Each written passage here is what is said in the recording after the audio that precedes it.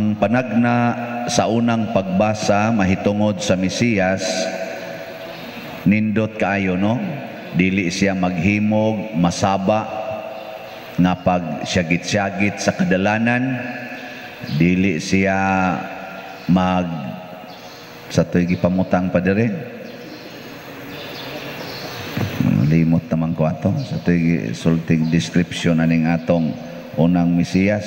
Ang atong ang iyang pinili sa Dios, dili mo singgit ni maghimog masabang pakigpulong sa kadalanan, maluluyon siya sa mga huyang niya og matinabangon sa mga timawa, ipatuman gayud niya ang hustisya.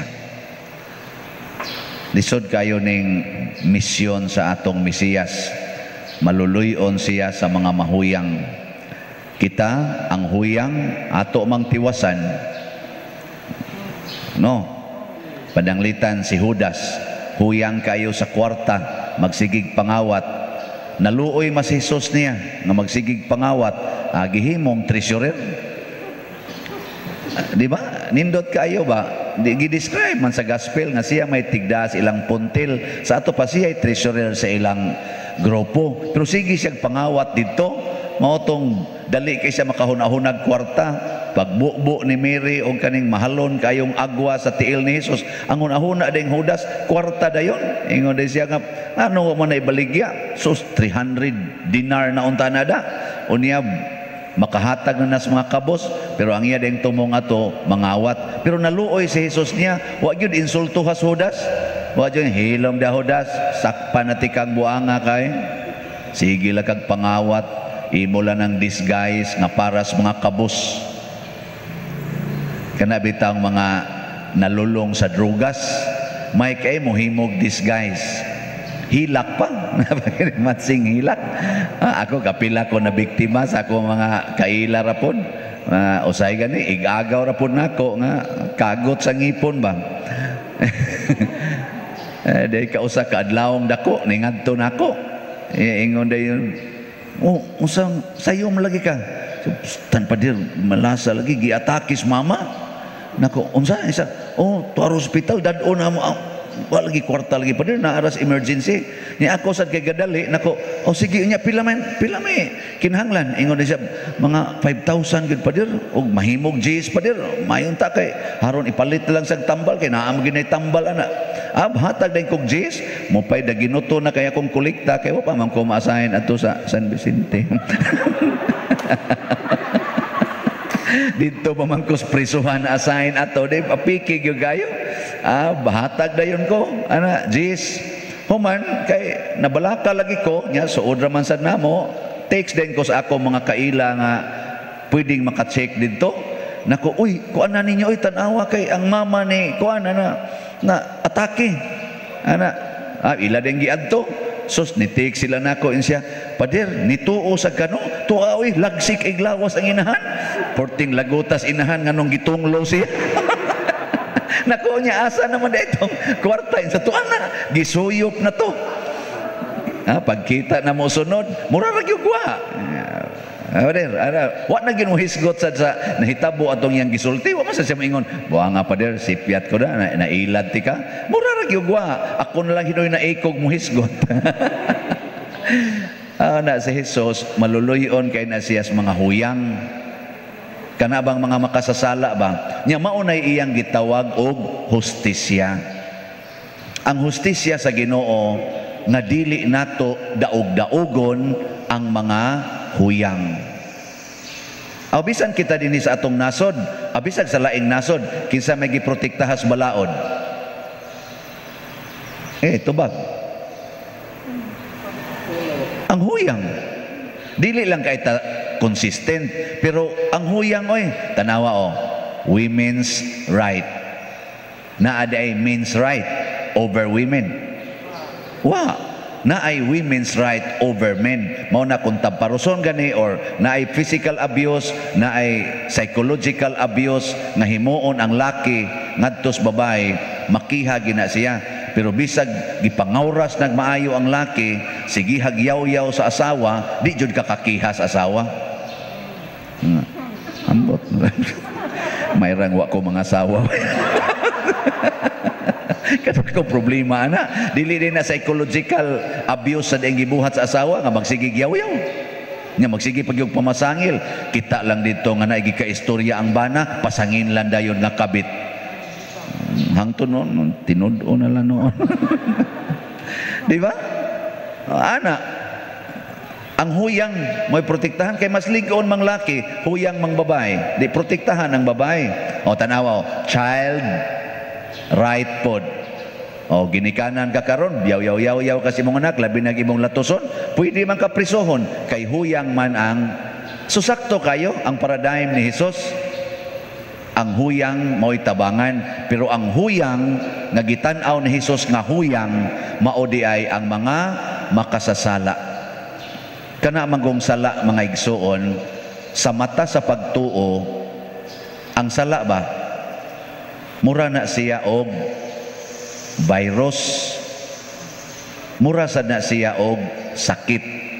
Gani si Jesus niingon man ang mga maayog lawas wa magkinahanglan og doktor, ang mga masakiton ra mao nang mianhi ko para sa mga makasasala. So kanang sala sakit na siya. Mao bitaw na kanang inigsaad ninyo kamong mga kaslonon og kamusang nagpakasal na, inig-ingon ninyo sa to sa sakit og sa maayong panglawas, pagbantay mo anang puong nga sakit. Sakit ba? Sickness. In sickness and health. Kanang sickness dili ra na physical, apil na sad na moral, spiritual sickness. Una ko nang imo ganing bana nakapangabit, unsa man na sala na dili? Unsa man na? Sickness or health? Gitubag. Sickness. Unya unsa man? Buwagan o i-care. Ningon man ang atong work of mercy, care the sick. Di ba? I was sick and you care for me. Kana. Spiritual sickness man na, moral sickness.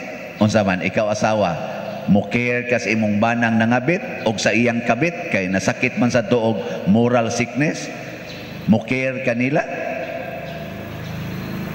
O imo silang kalagutan, imo silang yaw-yawan, imo pagid silang ikiha, imo pagyong buwagan, imong gitiwasan ang sick person? Kakuha mo? O di makuha? O tanawa, di ba ningingon na mo? Father sa doy, himo yung ano taon.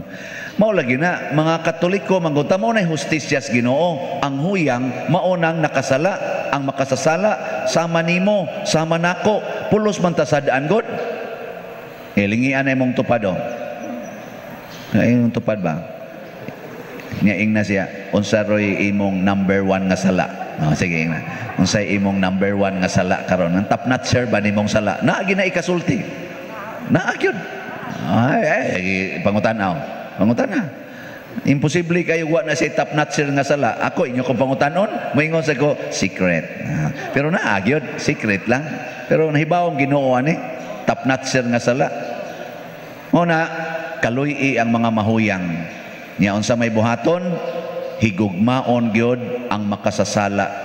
Sama ni Hesus si Judas iyag yung gihigugma. Nya unsay makalipay ni Judas mao iyang gihatag.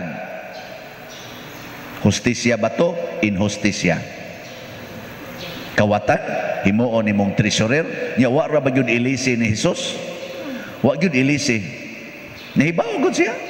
Pero wa gyud niya ilisi si Judas. Gihimo ganyang treasurer hangtod na hurot gyud tanan nilang kwarta nga si Hesus na gibaligya ni Judas.